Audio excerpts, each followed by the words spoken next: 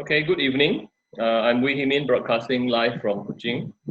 Welcome to Season 2 of PAMSC's Happy Hour of Design and Architecture. 4 lectures by renowned architects on 4 consecutive Fridays at 5 p.m. Some people not familiar with the concept of happy hour asked me why 5 p.m. So we thought we'd tell them that it's a good way to end the week, with a bit of design sharing, with a bit of discussion, and a tour to see what people outside Sarawak are doing. So that's why we're here today. And today's talk is sponsored by EcoSteel, and I'm joined by architect Chee Wee, our local architect of stature and past PAMSC chairman. He will moderate the Q&A. Our speaker this evening comes from Penang. He's architect MEI CHEE SEONG from ALM Architects. They are an award-winning firm with a diverse portfolio of large and small projects, from the very local to collaborations with foreign architects. They have an ongoing interest in education, in green technology, and in conservation. In fact, the first time I met MEI CHEE SEONG was when he gave the PAMSC study group a tour of his recently completed Share Confi. So we're very fortunate to have him here today to take time out from his busy schedule. He's a Penangite, so he's not a Penangite, actually he's a Kedahan. But in true spirit of Penang, he's giving us very good value for money. So he's giving us a tour of not 1, but 2 projects at the end of his lecture. And today he will talk to us about the architecture of place by art. So if we are ready, let's begin. Over to you. Hi. Hello. Yep. Good evening. Let me share my screen first. Yeah. Okay. So as what we said just now, actually today is happy hour. So I think let's make it a bit casual. So actually today is not so much on architecture. I will say it's about half of architecture and art. So let's make it a bit more fun than just purely on the serious architectural matters. So I was given this title, Architecture of Place. So this is some blah blah blah about the details of what I want to elaborate. So basically, a place deserves to have a unique DNA. But unfortunately, our strong international architectural styles have influenced us in every section until we have no rooms or we can't find any new possibilities. So we are actually in the process of discovering a DNA, particularly in Penang and northern regions. So our DNA can be more responsive, collective, and progressive in terms of architectural solutions. I'm quite fortunate that I accidentally found a good so-called opportunity to cross over architecture and art through my hobby. So today I would like to share this section of our architectural journey. So first of all, I think I was in Kuching just before the pandemic. In fact, my flight to Kuching is my last flight I take. So that was on 22nd of February. So this talk is actually so-called a long-term build-up over the years. The first started from Datum KL since 2 years ago, and after that, a Penang Architectural World Architectural Day, and then in Doha and also Kuching for 2 times. So it actually, I would like to say thank you to the organizer, but because every time when I have a chance to deliver a sharing, it's actually a time for me to recompose my architectural journey. So this is actually another milestone of our architectural journey. So today my sharing is actually split into 10 sessions. So we have 30 minutes, so approximately we will take 3 minutes on each section. The first one is art initial change. You will see two idiots here. One is me and another one is my partner. So once upon a time, I asked my partner, what is your dream? So my partner, Chee Seong, said, architects. I said, then okay. Then Chee Seong said, just do it. But this is not my key sponsor. Then many years later, we make it. Then I said, Seong, we make it. Everyone can be an architect. So again, this is not AirAsia. And after that, after we graduate and many years of working, we start to set up our firm. So we ask ourselves again, what's next? So again, this is not Microsoft. And today, when we are work hard on our bread and butter, what is about our bread and butter is about elegant, simple, efficient, and durable. And coincidentally, this is the slogans of our sponsor today, EcoSphere. And so coincident or purposely, I don't know. The sponsor today is my brother, Chee Seong. So as an architect, actually it's a very tough, I think everyone agreed that architecture is very tough profession, where we need to do things elegant, simple, efficient, and also like steel, we need to be durable. So we have a chance to stand in front of some other great architecture. We're impressed by them, and they speak their language, but unfortunately, we are just borrowing their language. So when people are speaking their mother tongue, and we are borrowed others' architectural language, so we are a bit, I would say, we are a bit short-handed in terms of architectural expression, because it is not working along with our own DNA. So I would say architecture is something that is not invent, but is discover our own language of our place. So, but when we want to explore the language, we must go beyond the language. So what is beyond the language, or before the language? Actually, before the language is art. So coincidentally, we have this opportunity to explore art.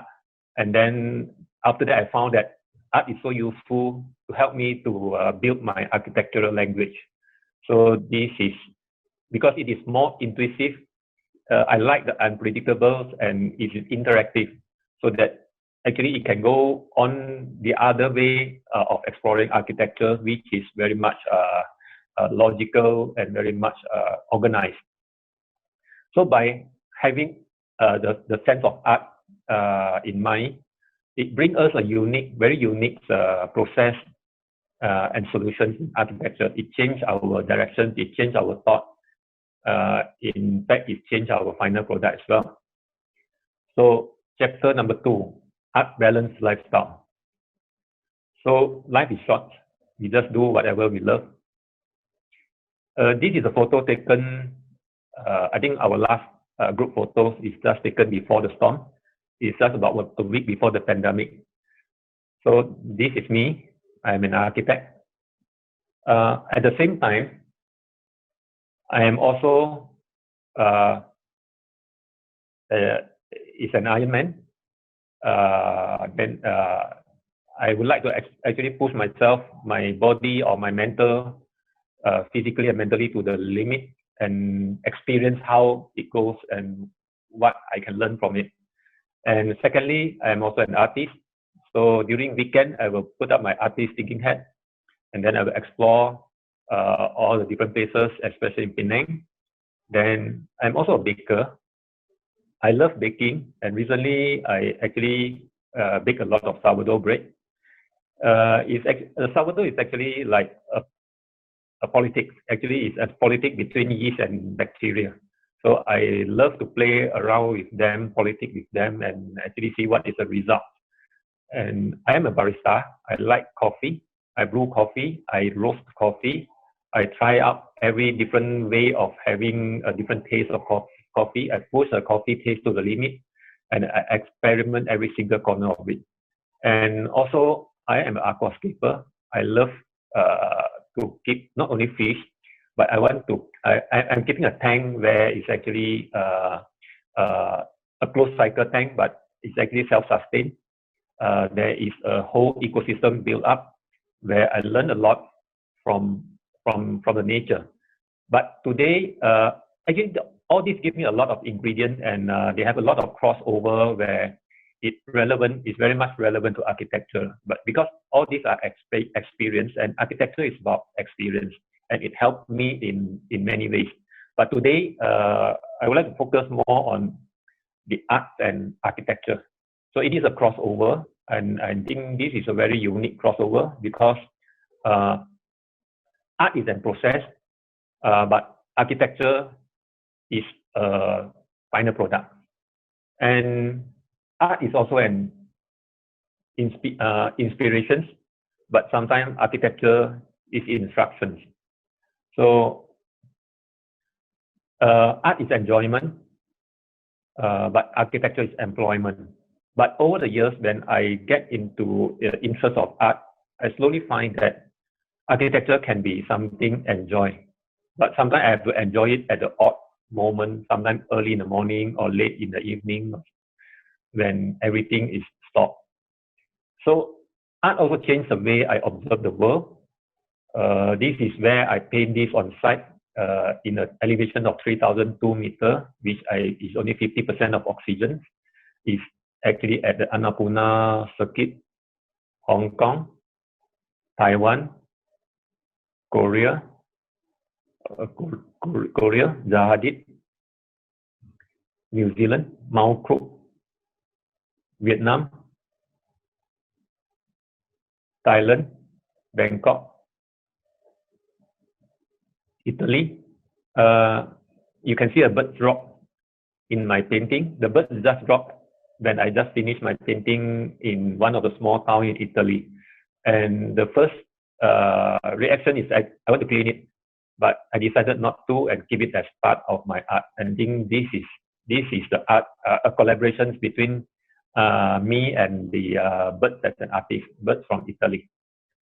So this is another one in Hanoi. I love the chaotic of the cable.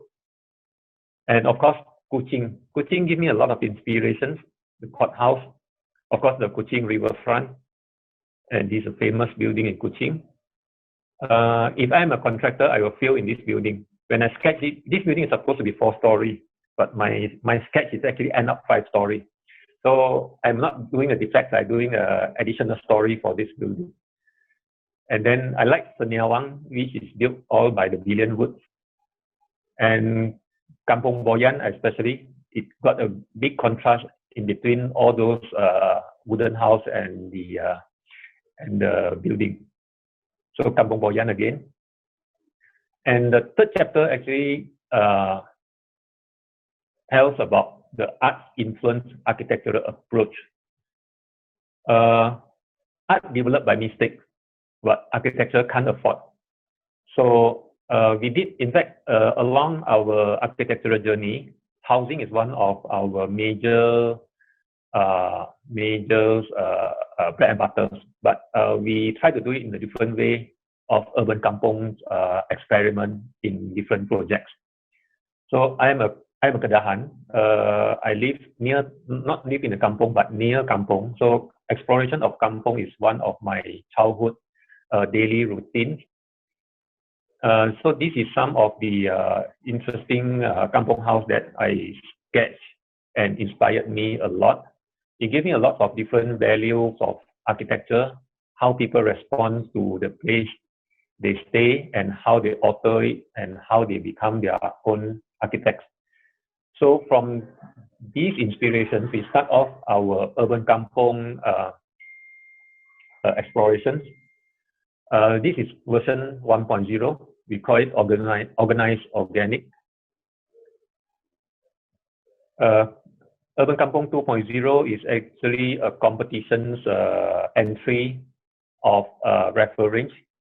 We try to create identity for each of the blocks so that it can differentiate from each other. Urban Kampong 3.0, instead of rows of houses, of semi-Ds, we make it a clusters and a smaller size of neighborhoods, so everybody have a chance to be closer to their neighbors and form their own communities.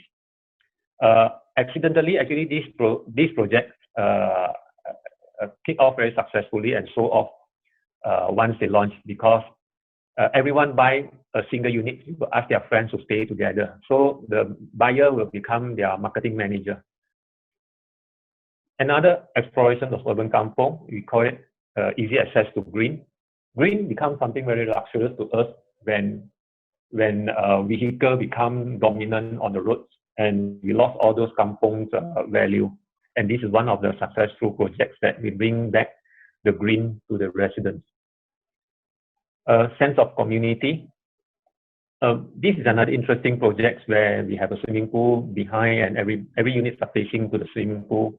And the project has been completed since 3-4 years ago. We are quite happy to see how the residents use it, because every time when Chinese New Year, people have some sort like put up their dining outdoor, and this area become a big potluck party for the community.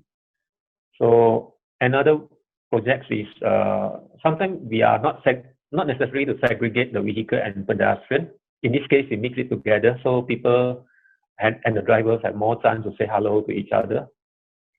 We have Urban Kampong 7.0. We try to make a difference with next door, so each unit are different in a row. This is Urban Kampong 8.0. We call it Mountain and Water. It's actually a mimic of Chinese landscape. Urban Kampong 9.0, a vertical kampong.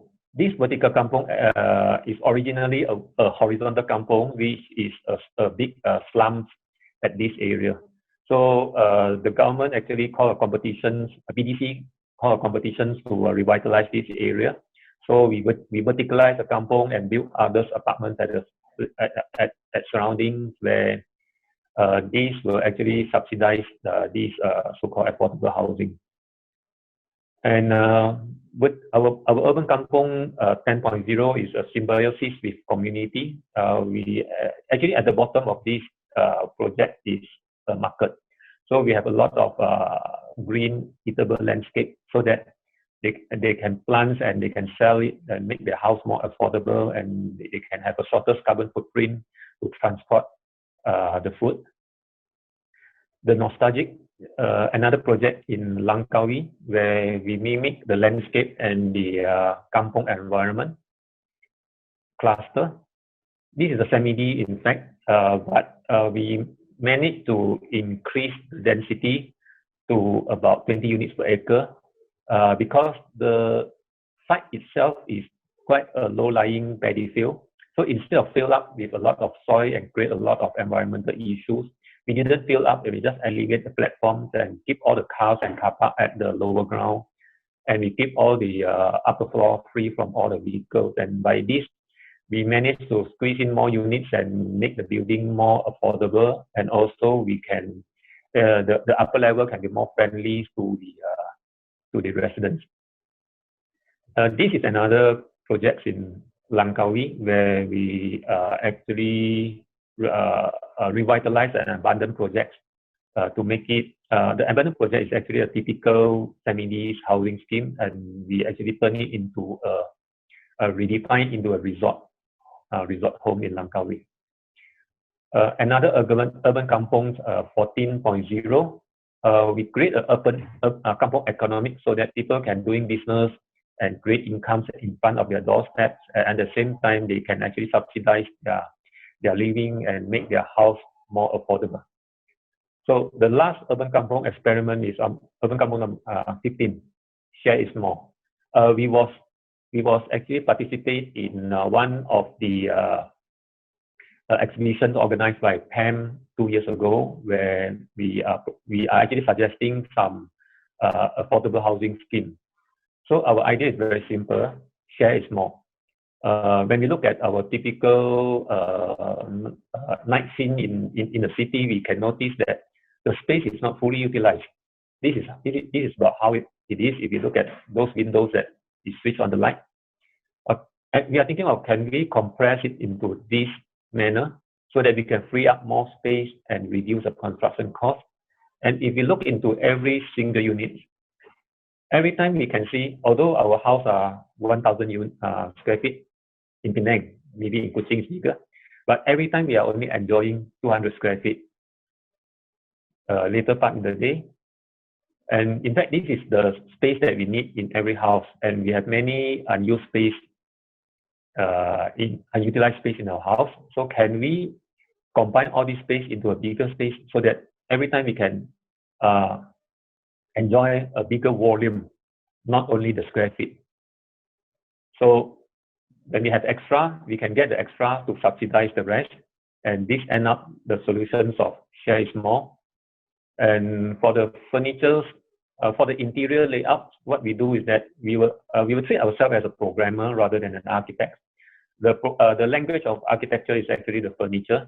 So the end user can use the furniture to compose whatever space they need. They can change from time to time.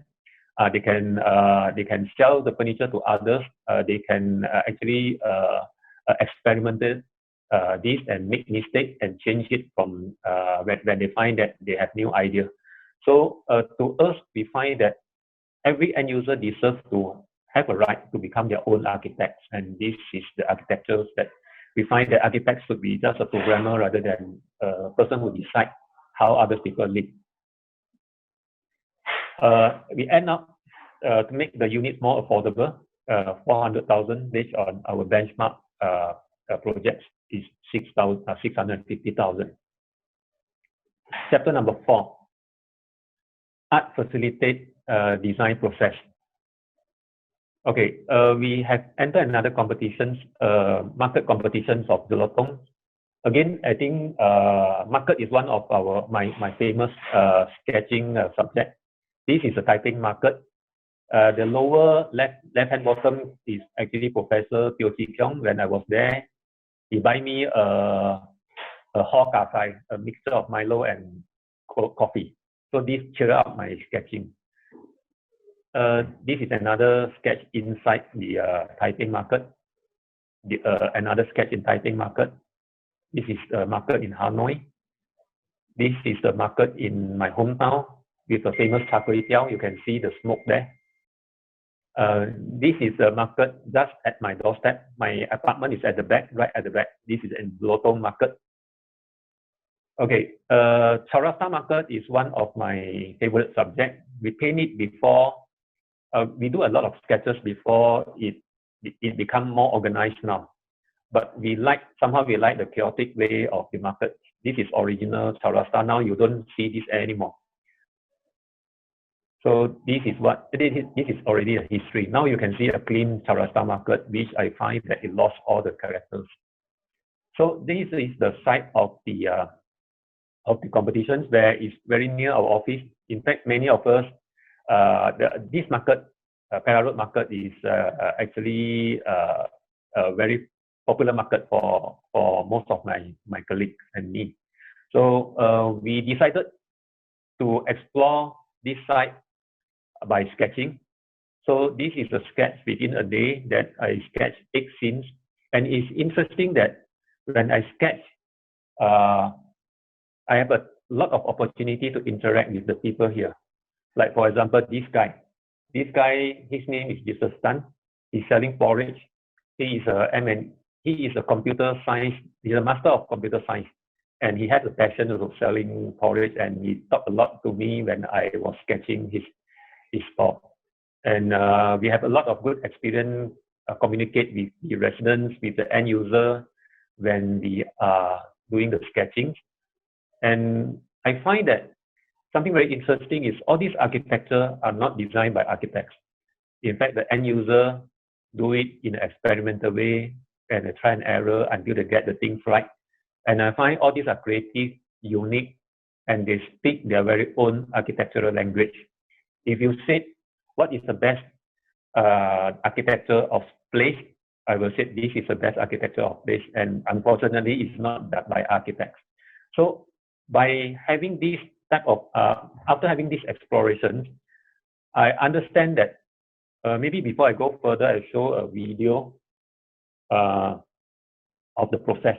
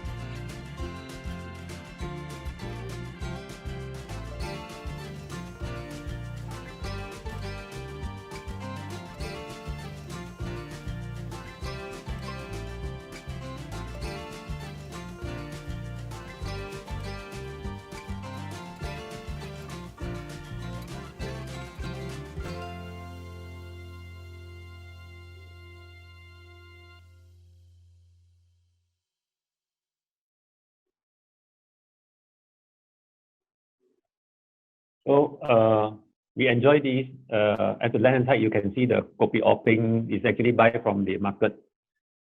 So the next one is the market mosque competitions. We enter a mosque, Johor mosque competitions, and I have no idea about mosque because I'm not a Muslim, but I did do a lot of sketching about mosque. So what I do is that I post this in the social media and ask for my Muslim friends to give me some suggestions. So what I can conclude is that the praying time of the Muslim is actually very much depends on the positions of sun in relation to a stick on the floor. So, but anyway, we try because that is actually happened when in the ancient time there's no watch, so people based on the length of shadow to determine the time of sembahyang.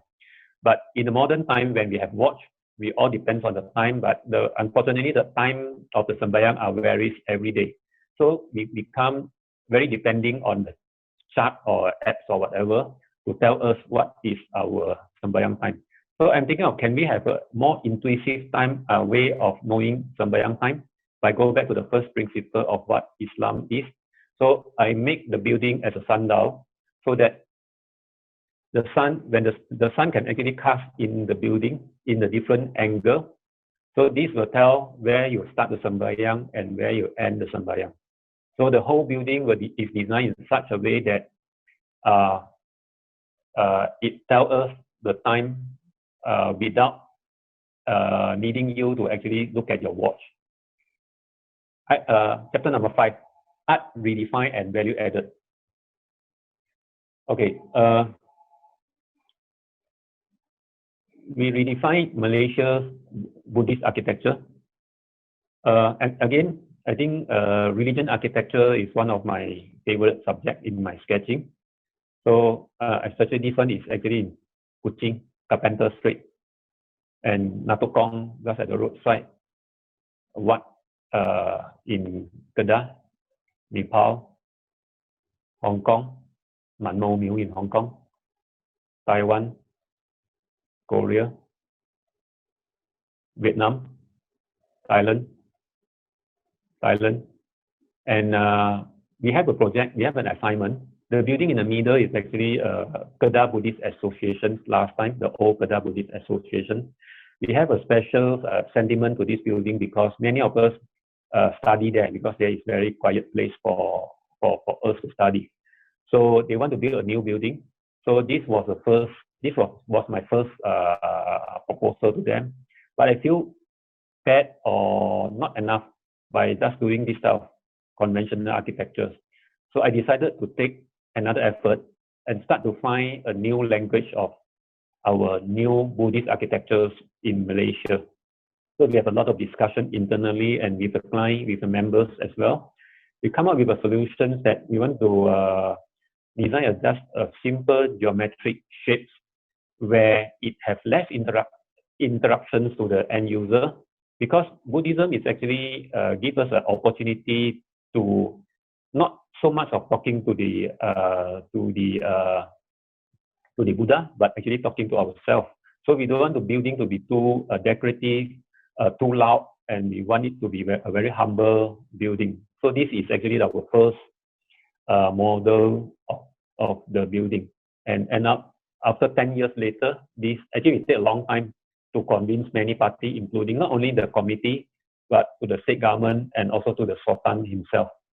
So it end up, they realized our dream, and finally I find that it's quite interesting because it casts a lot of nice shadows, reflections, and also create a good quality of space, minimally space. So, okay, more than a shop lot. This is another project where we try to add value. You know, Penang is actually a heritage site, and we have abandoned projects in the middle of the heritage site. Okay, so this is a project that we have an abandoned shop lot with halfway stop, and the surrounding is a Plan Jetty, which is a very famous tourist industry. But you will see the original building is actually built some sort like a giant pop-up in the beautiful Plan Jetty. So it doesn't fit to the context. So we were assigned to revitalize this project by add in some art elements so that it can get some value added to the building and also blend better to the surrounding. So this is the existing abundance project building. Then again, the surrounding is actually a clan jetty, where again is my very interesting art subject, where we spend a lot of time on doing sketching on this area. Our solution is actually to do facade treatments to cover up the building with art elements and do a rooftop so that people can go up there to appreciate the clan jetty in a different dimensions. And at the same time, we organize this type of art elements so that it can be the building facade itself, the roof itself, the fencing itself can be an art element. And also we curate it as a center of clan jetty. And we have quite numbers of abundant houses in the clan jetty, and we invite artists to occupy the building inside so that it can revitalize to a more artistic center. And this building itself become a center of this area. So by doing so, we are able to add value of 60 million to the existing 100 million projects. So art curated placemaking, this is another interesting project where Penang International Container Art Festival. So you know, Penang is actually a heritage, a UNESCO World Heritage Site. And when you come to Penang, this is somewhere you must come. But what is behind the scene? This is behind the scene. Penang are overcrowded with people are just looking for the mural and forget about what is Penang are. So this is another interesting picture where it shows the Penang most famous mural is Sister and Brothers, and this is the same Sister and Brothers after 11 years. They are grown up already. So Penang is actually come to a time that we need to change. So we meet Ernest Jakrovich. He is the Lithuanian who actually started off the Penang's art scene, where we decided to actually change the Penang art scene from tourism oriented to a local engagement, from small but overshadowed to a big and impactful, but from overcrowded Georgetown to extended to the whole island, from the static and permanent to mobile and experiment, and from tourist attractions to a community placemaking. So this is some of the installations. Afterwards, I think we will arrange one of our site tour on one of these projects. So this is by Malaysian Ken Yichai. This is the one that we are going to visit after this, in the middle of nowhere. And okay, so art also connected relationships. Peter Liu Art Retreat. Peter Liu is actually my mentor in terms of art. He is one of the most famous oil painting artists in Malaysia, and he has a dream to build a art retreat in Balik Pulau. So this is a site, and the beautiful site that is overlooking Indonesia. So this is a site he want to put a bungalow here so that it can become an art retreat. And my solution is, of course, nothing. So how to make nothing with something? Because we actually hide the building below the slopes so that it don't obstruct a beautiful view of this. So then, to me, I believe that what artists need is not a busy building. What they need is just a blank canvas, because they are the ones who know how to curate the space, how to make full use of the space. And you can see the space inside is empty. So we will leave a lot of freedom for the artists to decide how are they going to use the space. And even some of the staircase inside are very minimalist, a lot of gathering space so that they can interact and inspire each other. And at the same time, we leave a lot of natural elements where artists can make use of it to become part of their art. And retirement townships, by redefining retirement. Once upon a time, in the middle of nowhere, I do this painting. But 2 years later, I met the owner, and this became one of my sites. The site is in the middle of nowhere. It's a retirement village, but our idea is to convert something in the middle of nowhere to the retirement is just now and here. So our idea of doing this project is to redefine retirement. So to us, retirement is not the last stage of the life, but it should be just the next step. Retirement is not only for the old people, but it can be a young retiree. So this actually changed the whole concept of retirement, and our idea is Nextopia for senior citizens.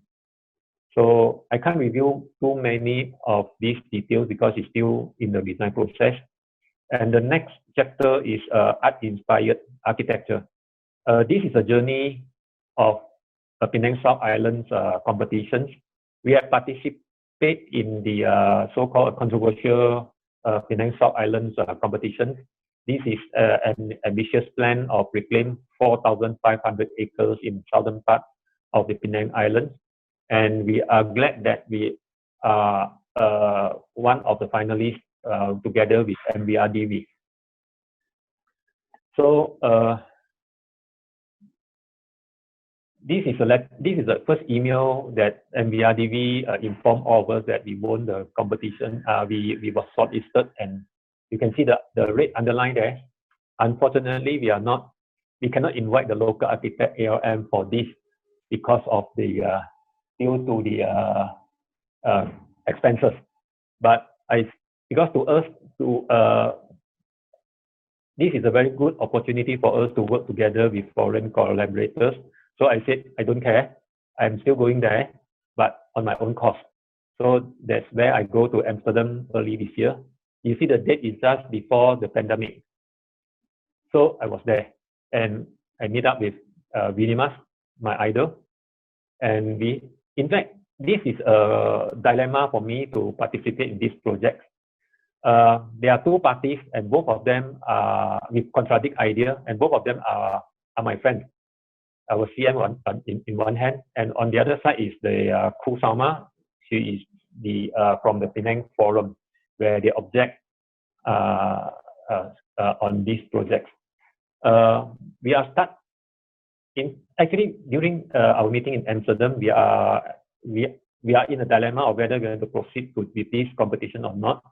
And I suggest this to our teammates that I see this as a grow is always a tradition in local village, as a family grows, and yet this is always create a contradict between the generations. This is exactly what happened in Penang, where often the parents prefer status quo and the kids opt for the extensions.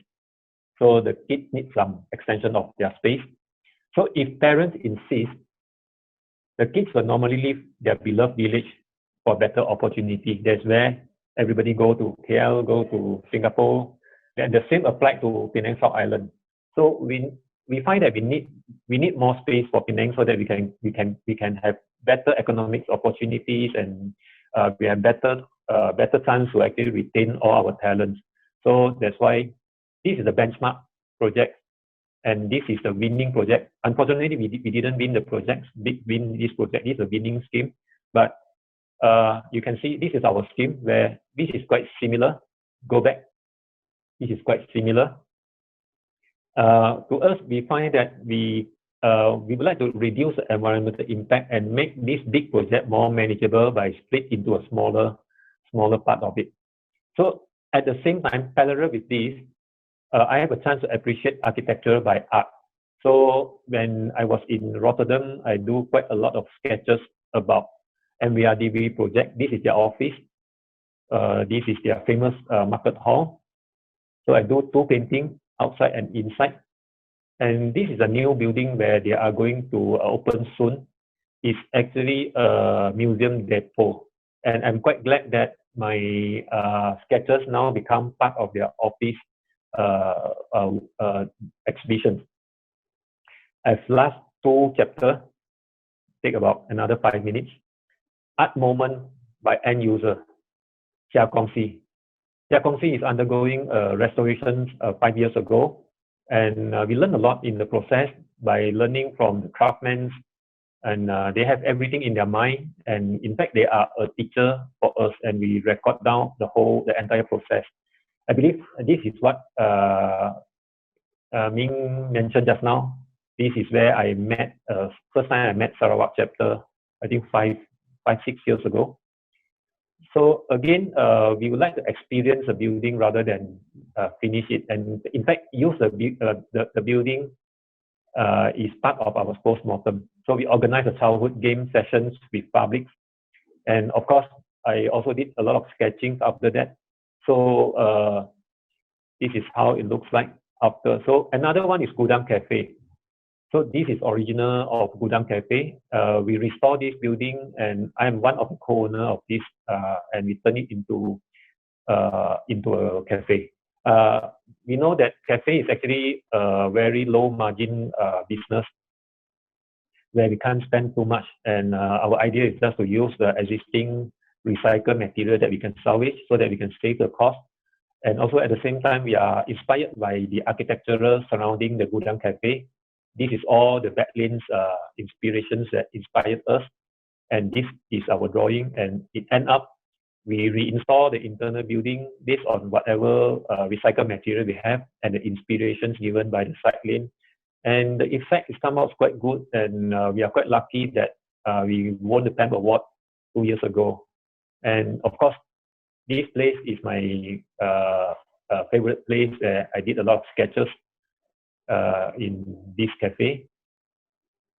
So we enjoy the space by sketching it, and also by get a new feeling of it. The last chapter is art serving community space. This is our own pet project where we call it CoX. CoX can be a community experiment or collaborate exhibitions or whatever, Co and X. So this is a site. It's a long abandoned building for 20 years. 1997, this is a building stopped there until 2020. So what we do is we clean it up and we talk to the owner of, we would like to take over this building. Actually, we talked to him many years ago, 2 years ago, that we want him to finish the building and we rent it from him. But he refused to do so because he don't want to come up with $500,000 and collect a small rental for us. So after that, what we propose is that we renovate it with our own cost, but in return, he let us use the building for a certain amount of years so that we can recover our cost of renovation, and this make the deal. So we start with then we start talk to the community, because we want to make not only our office, we want to make our office as a community center that we can work together with others, artists, organic farmers, art curators, and also publishers and all the creative workers.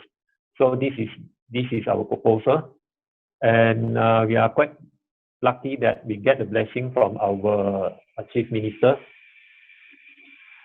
But we have a new latest update on this.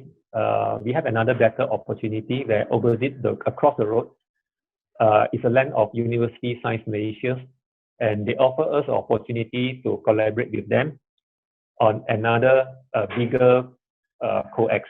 So this is actually a CoX 2.0, where we collaborate with 3 parties. This is USM, we call it Collaborating Expert, and with a cafe, Arang Cafe, and we name it as a coffee experiment. And our own communities, we call it the community experiment. So this is how it looks like, and the design is still ongoing, and this is a process. Okay, so the last slide is some conclusions here. Some keywords that I can conclude from this sharing is that in order to define a place, we need a sense of place. And to elaborate better for the sense of space, we need to discover their own language of the place and listen to the end user experience.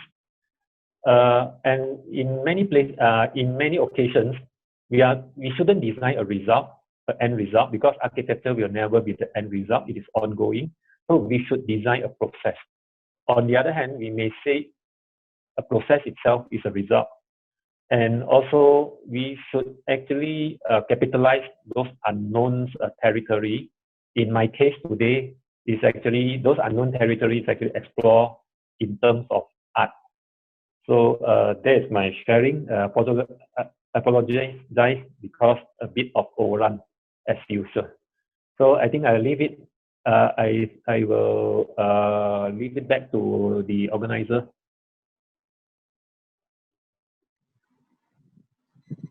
Okay. Yeah. Thank you for that. Yeah. I'll let Chee Wee lead with the first question to you. Hey, hi Chee Seong. Hi. I only found out that you were Chee Cheong's brother not that long ago. And we also have a similar project. You have the Gudang Cafe, and we did the Granary project in Kuching, and both projects were actually shortlisted at the same camp same year.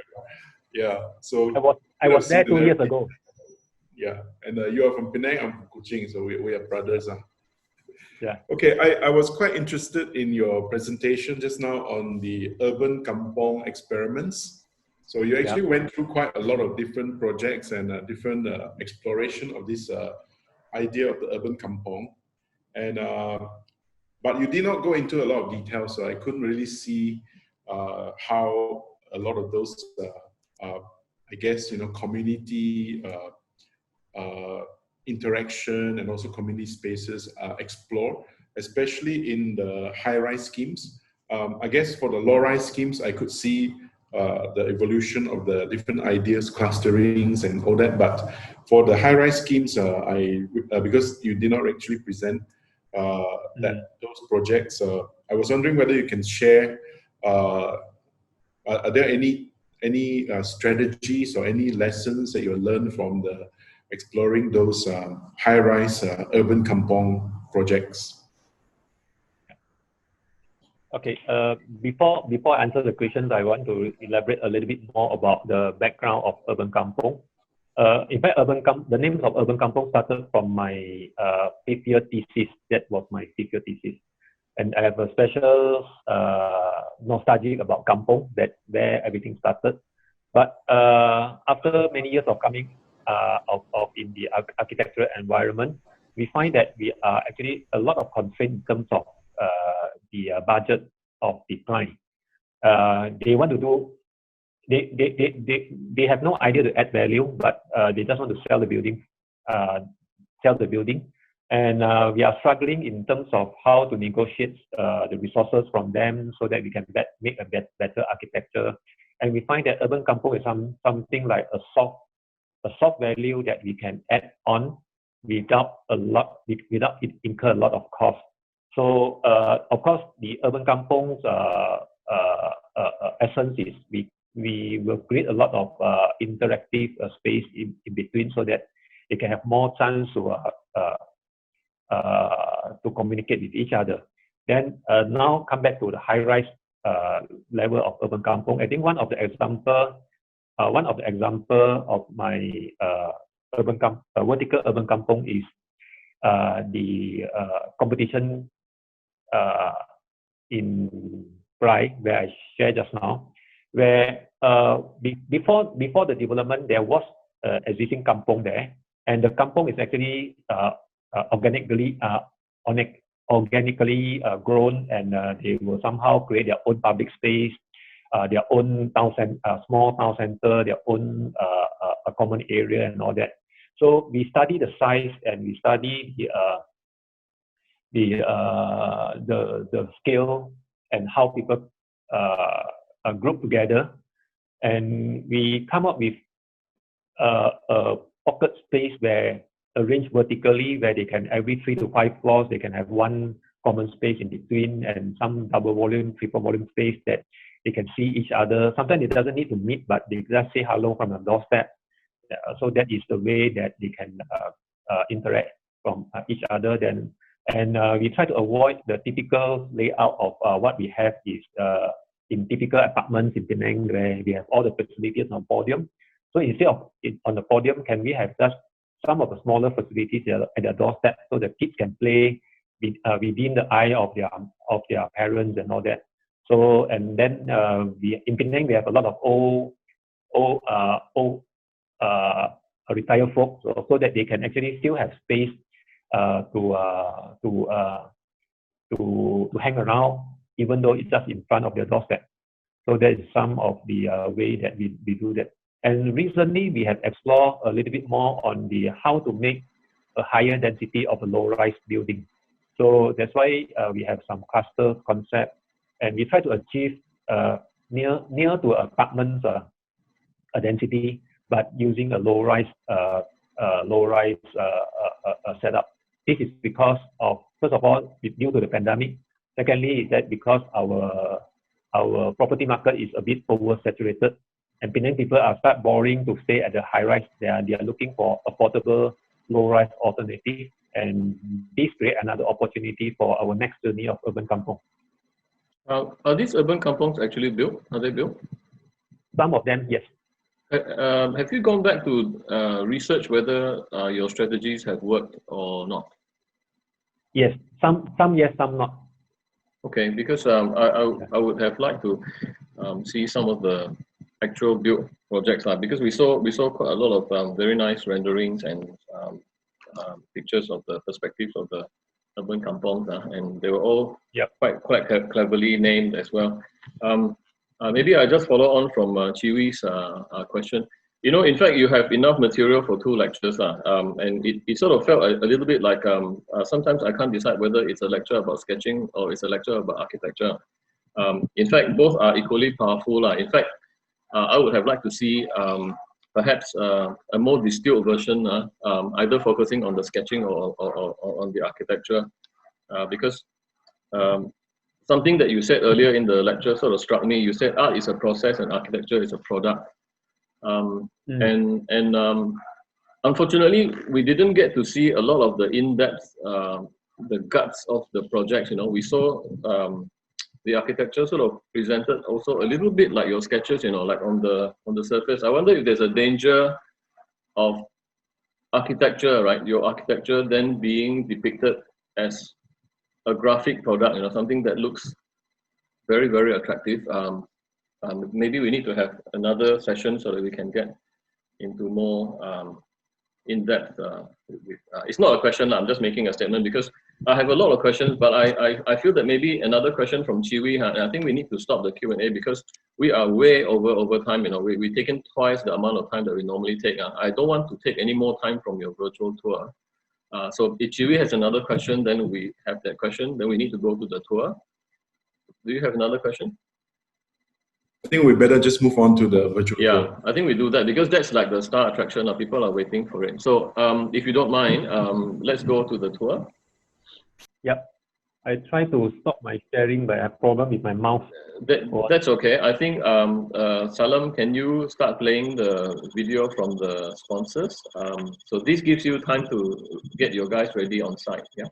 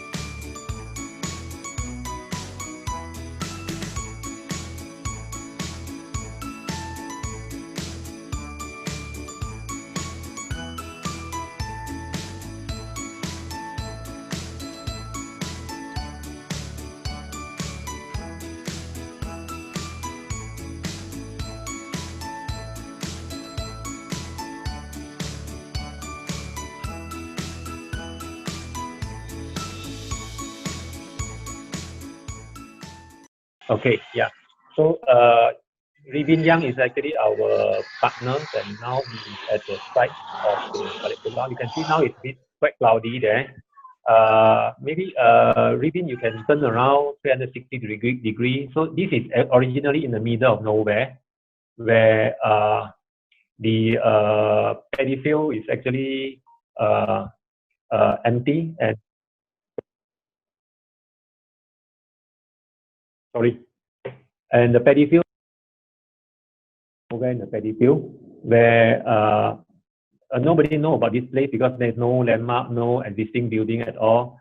Then the organizers of the state government come up with the idea of they want to install something in the middle of the paddy field so that you can engage more people to know about this place. And now, actually, in fact, it become one of the most popular. We have 5 sites of the container site, installation site, and surprisingly, all other sites are in the urban area, and this is the only.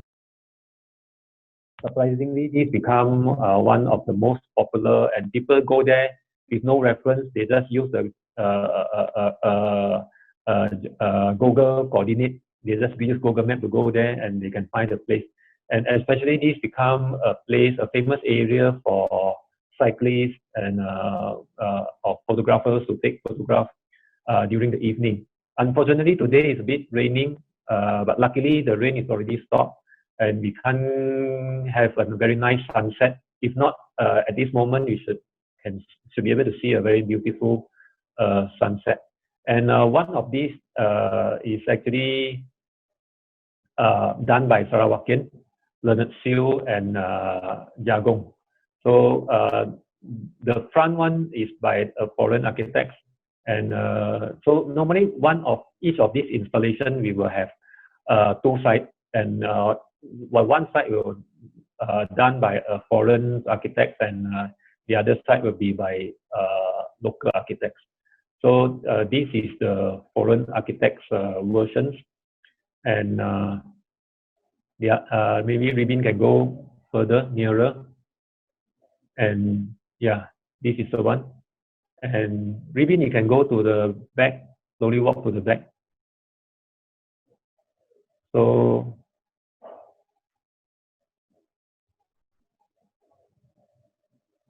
yeah, so this is some explanations, and this is some of the artist detail. The left-hand side one, the title is The Joy of the Harvest. This is the Leonard Sarawakian and another artist, Jagong. And the front just now is the, okay, Ribin, go to the back. You can see one of our friends are relaxing there. And this is the one done by Leonard.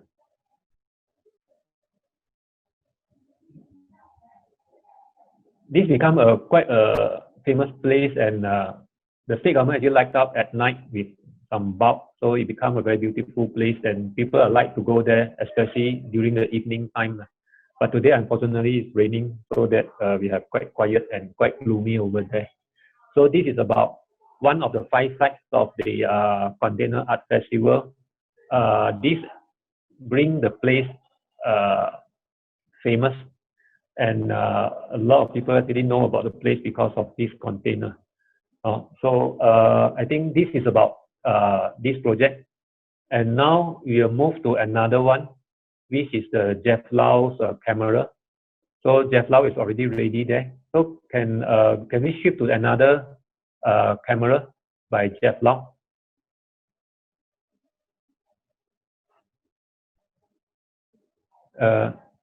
Yep.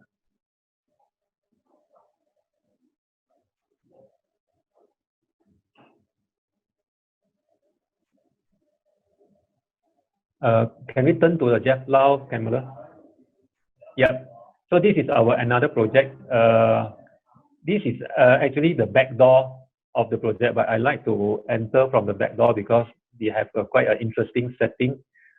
It's a normal, you can see people are jogging there. This is actually next to the youth park.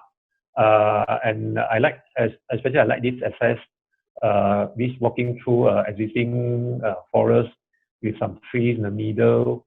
And the site on top is quite tight, and we cannot accommodate a big car park. So that's why we need to have a linkage to the lower access road so that people can park outside and just walk up to the building.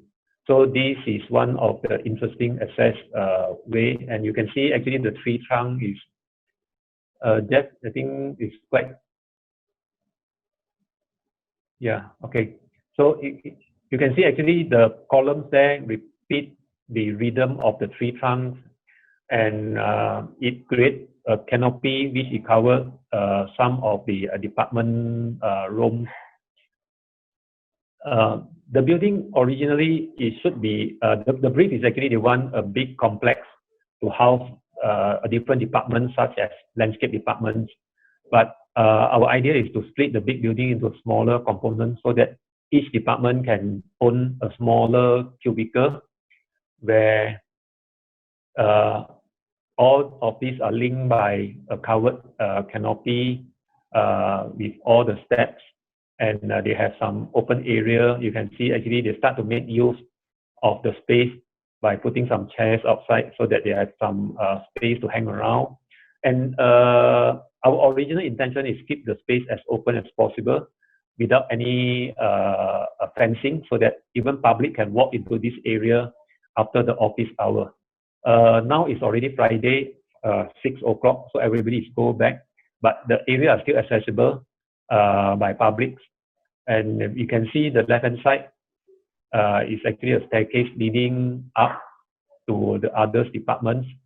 So actually we have another ramp at the end which connected to both floors together, so that this building is actually also a handicap friendly building. And you can see the trees here, all the creepers here is actually growing quite well. It takes some time to grow. And this is how it looks like at the upper floor, where you can overlooking the garden here. The garden here, in fact, is a space ready for the next phase of development. But at the same, while we are waiting for the next development to come out, we make this space as a landscape area. So this is the landscape department's office. And each department owns a separate building. So this is where the area where we can, a common area where we can they can interact. And this is a ramp going down to which is connected to the existing building, and also at the same time it connected to the ground floor. So when we continue walk from here, you will slowly going down, and you can see slowly you will actually move from the building's environment to the forest environment. So this is how when you left, the building is actually connected to the existing building by ramp, and at the same time now you had already come down to the ground floor. And if you take a U-turn back, so this is the existing building which is already there before the new building. Can I just interrupt you quickly? There's a question from the audience asking if there are any special programs within the structure at the Sawapadi just now. I think you're asking whether can you go inside the structure. Yes. The structure at this moment cannot go inside. Originally, they want the state government want to organize some activity, but unfortunately, once it's installed, I think after 2 months it's installed, we have a pandemic, COVID-19 pandemic, so it becomes a so-called purely installation until today. Well, what was the original program? Maybe you can share with us.